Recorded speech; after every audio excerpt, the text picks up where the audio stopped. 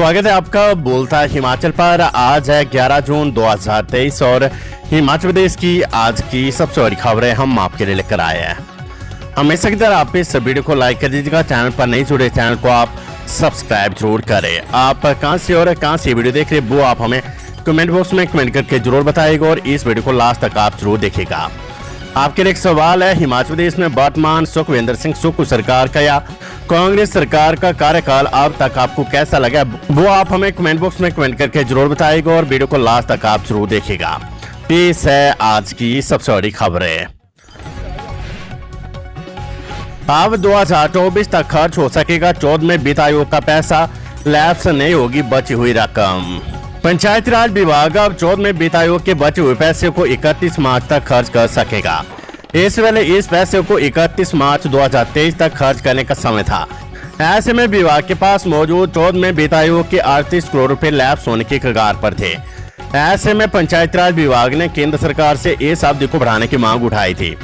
ऐसे में अब केंद्र सरकार ने 31 मार्च तक इस राशि को खर्च करने की अनुमति प्रदान कर दी है। ऐसे में अब ये पैसा लैप्स नहीं होगा। राज्य सरकार व पंचायती राज विभाग ने केंद्र सरकार के समक्ष उठाया था कि क्योंकि कई पंचायतों में काम चले हुए थे जो पूरे नहीं हो पाए थे और कई पंचायतों में काम होने को शेष थे। ऐसे में राज्य सरकार व पंचायती राज विभाग की फरियाद को सुनते हुए केंद्र सरकार ने 14वें वित्त आयोग की धनराशि को खर्च करने की मियाद बढ़ा दी है। अब पंचायतें करीब 36 करोड़ की धनराशि को पंचायतों में नागरिकों की सुविधा के अनुसार खर्च कर पाएगी। राज्य में मौजूदा समय में 15वां वित्त आयोग भी लागू हो चुका है, लेकिन वित्तीय और नए वित्त आयोग दोनों के एक साथ काम हो सकेंगे। ना तो वित्त आयोग से आया फंड रुकेगा और ना ही काम रुकेंगे। ऐसे में राज्य की पंचायतों में दोनों ही वित्त आयोग से काम हो सकेंगे और 14वें वित्त आयोग की धनराशि लैप्स होने के बजाय पंचायतों के विकास पर खर्च होगी।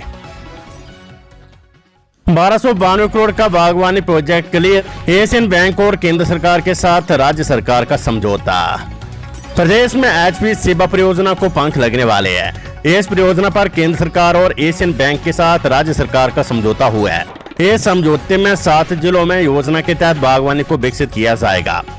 इस परियोजना पर 1292 करोड़ रुपए की धनराशि खर्च की जाएगी। इसमें एशियन बैंक से 1030 करोड़ रुपए राज्य को मिलेंगे, जबकि 262 करोड़ रुपए की हिस्सेदारी राज्य सरकार की होगी। 28 विकास खंडों में इस प्रोजेक्ट को चलाया जाएगा और 162 सिंचाई योजनाएं विकसित की जाएगी। इस प्रोजेक्ट का फायदा इन सभी 7 जिलों में करीब 15,000 परिवारों को होगा। परियोजना में लगभग 60 लाख फल पौधे रोपने का लक्ष्य रखा गया है। इस परियोजना में 7 जिलों बिलासपुर, हमीरपुर, कांगड़ा, मंडी, सोलन, सिरमौर और ऊना को शामिल किया गया है। 162 सिंचाई योजनाओं के माध्यम से 400 बागवानी क्लस्टरों के 6000 हेक्टेयर क्षेत्रफल में 2 चरणों में पूरा किया जाएगा। इनमें संतरा, अमरूद, अनार, लीची, आम, प्लम, जापानी फल सहित अन्य फलों का रोपण किया जाएगा। डिप्टी सीएम मुकेश अग्निहोत्री बोले, प्रदेश के अधिकृत मंदिरों को मास्टर प्लान के तहत करेंगे विकसित। उप मुख्यमंत्री मुकेश अग्निहोत्री ने शनिवार को अपनी धर्मपत्नी के साथ मां ज्वालामुखी के दरबार में हाजिरी लगाई और विधि पूर्वक पूजा अर्चना की। मीडिया से बातचीत करते हुए उन्होंने कहा कि मंदिरों को मास्टर प्लान के अंतर्गत विकसित किया जाएगा। उन्होंने कहा कि सरकार प्रदेश के मंदिरों को रोपवे से भी जोड़ रही है। मंदिरों की व्यवस्था को कैसे बेहतर बनाया जाए, इसके लिए अधिकारियों, बुद्धिजीवियों से संवाद किए जा रहे हैं। उन्होंने कहा कि मंदिर राजनीतिक विषय नहीं है, इसलिए लोगों की आस्था से जुड़े इन ऐतिहासिक तीर्थ स्थलों को और भी बेहतर तरीके से बढ़ावा दिया जाएगा ताकि धार्मिक पर्यटन को भी बढ़ावा मिल सके। अगले महीने से राशन डिपो में सस्ता मिलेगा सरसों तेल, 110 रुपए प्रति लीटर रहेगी कीमत। हिमाचल प्रदेश के राशन डिपो में जुलाई माह से राशन कार्ड उपभोक्ताओं को सरसों का तेल सस्ता मिलेगा। राशन डिपो में जुलाई माह से 110 रुपए प्रति लीटर के हिसाब से उपभोक्ताओं को सरसों का तेल मिलेगा। इस महीने तक प्रदेश के राशन डिपो में 148 रुपए प्रति लीटर के हिसाब से सरसों तेल मिल रहा है, लेकिन जुलाई में 110 रुपए लीटर के हिसाब से तेल मिलेगा। खाद्य आपूर्ति निगम ने उपभोक्ताओं को सस्ता तेल उपलब्ध करवाने के लिए तेल कंपनी को सप्लाई ऑर्डर दे दिया है। गौर हो कि पूर्व में खाद्य तेल पर सब्सिडी लगभग खत्म कर दी गई थी। इससे ओपन मार्केट और डिपो के तेल की कीमतें लगभग बराबर हो गई थी। ऐसे में प्रदेश सरकार द्वारा सरसों के तेल की कीमतें कम करने के फैसले से प्रदेश के लाखों लोगों को फायदा मिलेगा। प्रदेश सरकार के इस निर्णय से प्रदेश के 19 लाख से अधिक राशन कार्ड धारकों को फायदा मिलेगा। सुंदरनगर की जानवी बनेगी मुख्यमंत्री। 12 जून को होगा हिमाचल विधानसभा का बाल सत्र। राजस्थान के बाद अब हिमाचल प्रदेश विधानसभा में 12 जून को एक दिवसीय बाल सत्र का आयोजन किया जा रहा है। विश्व बाल दिवस के उपलक्ष्य पर यह सत्र आयोजित किया जा रहा है। इस बाल सत्र में 17 साल से कम उम्र के 68 बच्चे भाग ले रहे हैं। मंडी जिले के सुंदरनगर की 10वीं कक्षा में पढ़ने वाली जानवी का चयन मुख्यमंत्री के लिए हुआ है। ये बच्चे हिमाचल प्रदेश शिक्षा विभाग के तत्वाधान में 3 माह तक चले बच्चों की सरकार के SU अभियान के तहत चुने गए हैं। विधानसभा अध्यक्ष कुलदीप पठानिया ने बताया कि बाल सत्र के लिए 68 में से 63 बच्चे हिमाचल के चयन हुए हैं, जबकि 5 बच्चे अन्य राज्यों के हैं। बाल सत्र में मुख्यमंत्री समेत मंत्री व सदस्य मौजूद रहेंगे।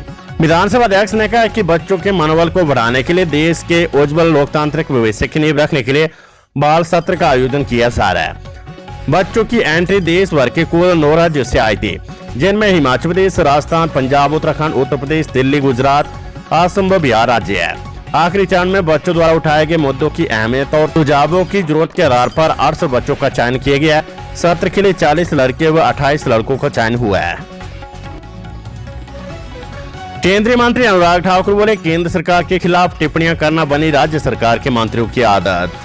चिंतपूर्ण बरवाई के नजदीक होटल में हमीरपुर सांचे क्षेत्र के भाजपा IT विभाग व सोशल मीडिया के कार्यकर्ताओं की एक दिवसीय कार्यशाला का आयोजन किया गया।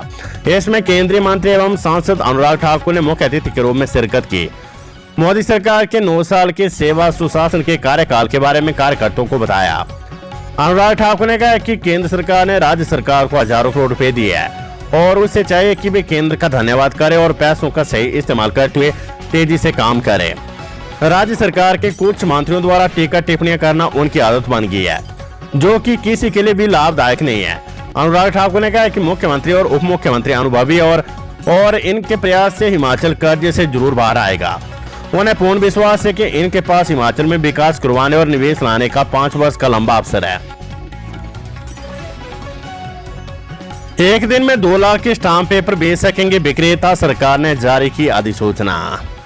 हिमाचल में अब विक्रेता एक दिन में 20,000 रुपए की बजाय 2 लाख रुपए तक के स्टाम्प पेपर बेच सकेंगे।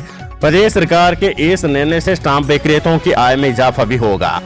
हालांकि प्रदेश में ई स्टाम्प प्रणाली को वर्ष 2011 में शुरू किया गया था, लेकिन अब राज्य सरकार ने आगामी वित्त वर्ष से हिमाचल प्रदेश में पूरी तरह से ई स्टाम्प प्रणाली से बिक्री करने का निर्णय लिया है।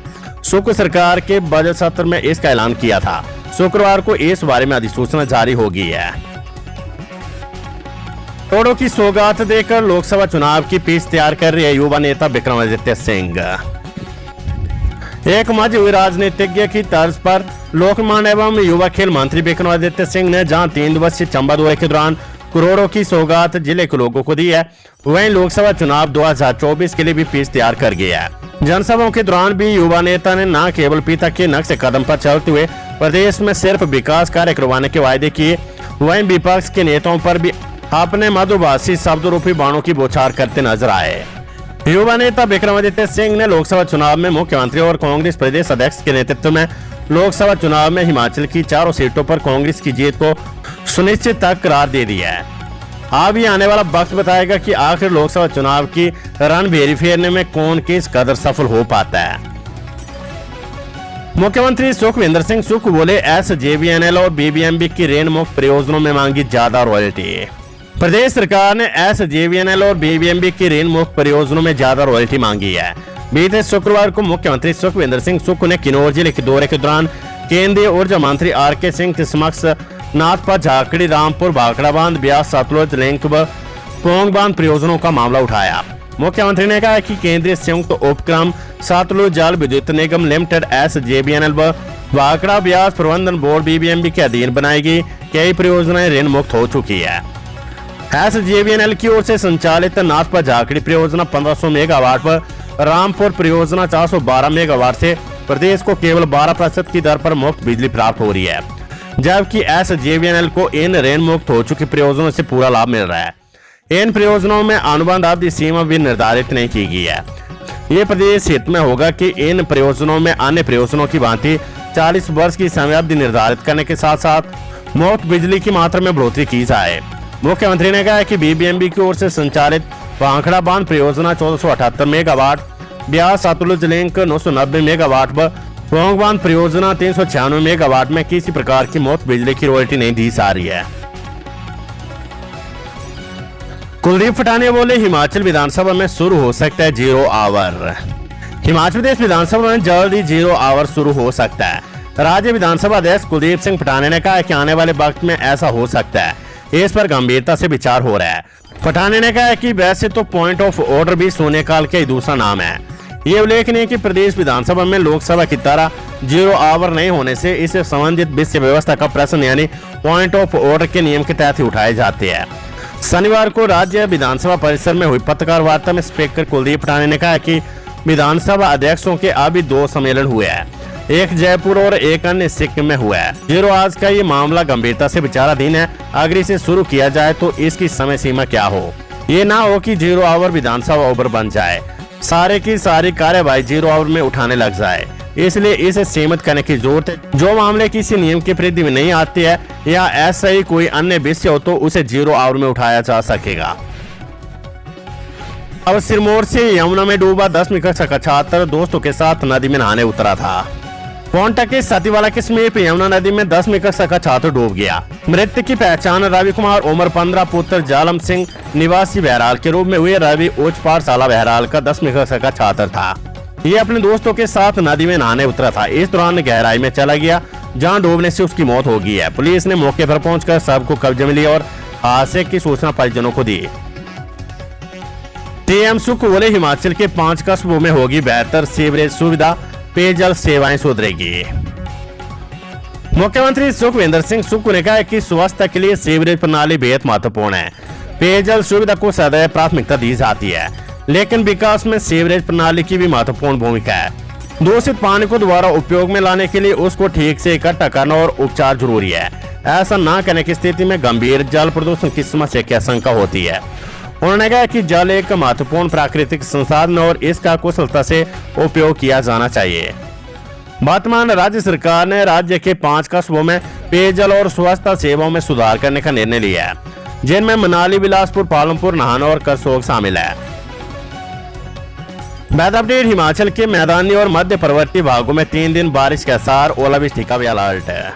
हिमाचल प्रदेश के मैदानी और मध्य पर्वतीय भागों में 3 दिन बारिश की संभावना है। वहीं इस दौरान उच्च पर्वतीय 1-2 स्थानों पर बारिश हो सकती है।